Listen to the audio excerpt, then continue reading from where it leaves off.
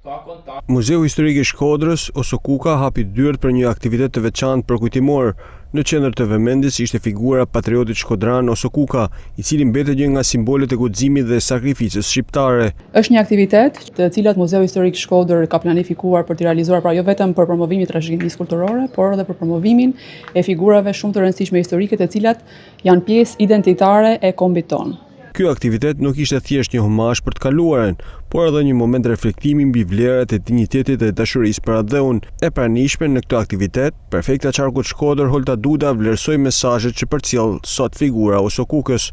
Osokuka, figura e tij, ka qenë ose akti që ai ka bë si sakrificë sublime për veten dhe ato të cilët e rrethoshin në Kështjellën ku ndodhi edhe ngjarja historike.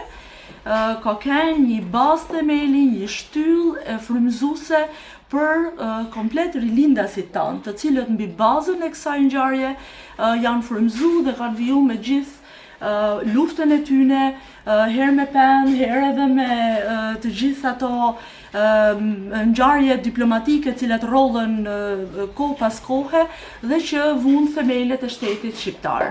Për te simbolikës, aktiviteti solli edhe një këndvështrim historik mbi ngjarjet e kohës dhe aktin heroik të Osokukës.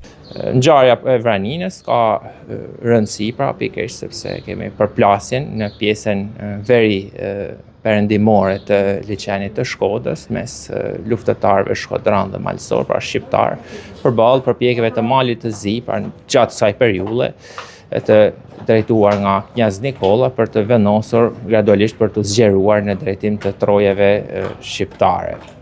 Është një hap i rëndësishëm në funksion të fillimeve të lëvizjes kombëtare shqiptare, pra dhe të përkujtimit të këtyre dëshmorëve të rënë në luftë kundër përpjekjeve për agresive të shteteve fqinje. Osokuka mbetet i gjallë në kujtesën e Shkodrës dhe mbar kombit për sakrificën e tij për liri.